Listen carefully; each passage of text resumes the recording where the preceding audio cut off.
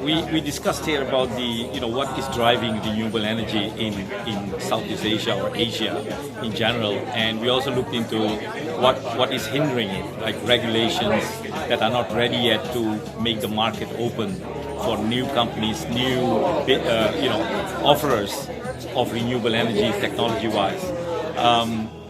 In summary, I think the future looks very good. It's a huge potential for use of renewable energy.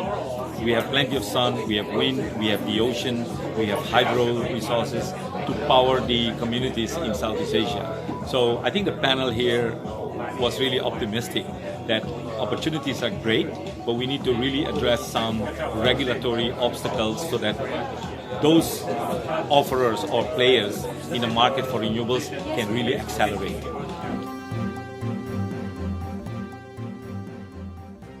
It was very clear in the panel that the public sector needs to put more efficient and effective regulations, avoiding the unnecessary delay. Like our project in Philippines, got 6 years delay.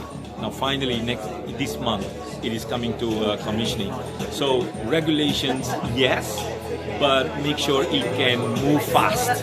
And private sector's role is to make sure we put responsible technology for a proper price that is good for the consumers, good for the renewable technologies to expand in general, and good for the shareholders who are taking a risk to put these technologies in there.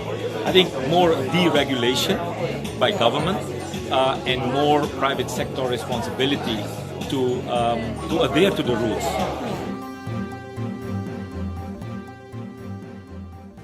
Well, the projects currently that WEnergy Global and Clean Grid partners are working on in Southeast Asia are very much on microgrids, both in rural areas where people, more than 100 million people, still do not have access to electricity, just in ASEAN, Philippines, Indonesia, Myanmar, Cambodia. That's one. The other thing is what we see is, what we are working on in development is renewable energy powered microgrids that are good for industrial estates or private developed cities or townships.